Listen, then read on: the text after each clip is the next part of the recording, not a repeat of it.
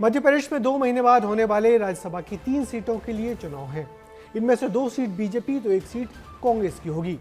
मगर हाल के चुनाव में कांग्रेस एमएलए ने 3 राज्यों में पार्टी लाइन के खिलाफ जाकर जिस तरीके से क्रॉस वोटिंग की है, इससे एमपी कांग्रेस की नींद उड़ गई है। प्रदेश कांग्रेस के अध्यक्ष जीतू पटवारी अब अलर्ट मोड पे हैं।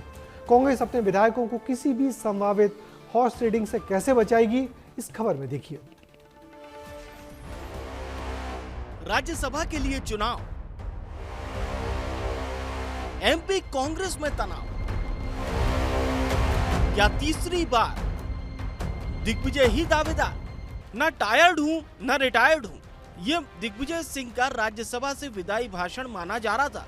लेकिन अब मध्य प्रदेश के सियासी घटनाक्रम ने एक बार फिर दिग्विजय सिंह को तीसरी बार राज्यसभा के लिए मजबूत दावेदार बना दिया है।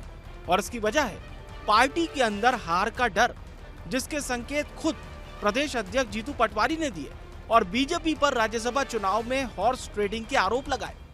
जीतू पटवारी का यह बयान उस समय आया है जब मध्य प्रदेश में राज्यसभा चुनाव की तैयारियां तेज हो गई हैं।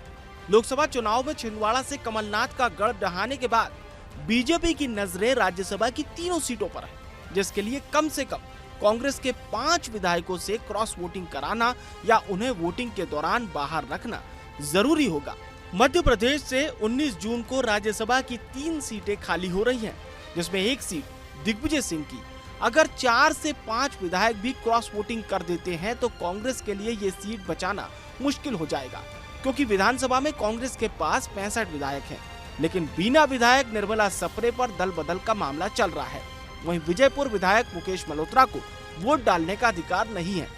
ऐसे में कांग्रेस के पास कुल संख्या 63 हो गई है, जबकि 1 सीट के लिए 58 वोटों की जरूरत है। ऐसे में अगर 5 से 6 विधायकों ने भी क्रॉस वोटिंग की या चुनाव के दौरान नदारद रहे तो तीनों की तीनों सीटें बीजेपी के खाते में आ सकती हैं।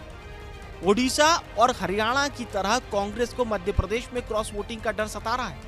बिहार में भी वोटिंग के दौरान कांग्रेस विधायक अनुपस्थित रहे थे। ऐसे में कांग्रेस मजबूत कैंडिडेट की तलाश में है और दिग्विजय फिलहाल सबसे मजबूत दावेदार माने जा रहे हैं।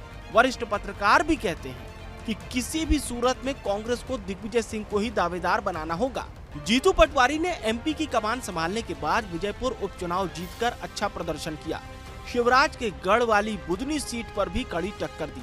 लेकिन अब पटवारी समेत पूरे कांग्रेस नेतृत्व पर राज्यसभा की सीट बनाना चुनौती साबित हो सकता है। विस्तार न्यूज के लिए संवाददाता विवेक पांडे की रिपोर्ट।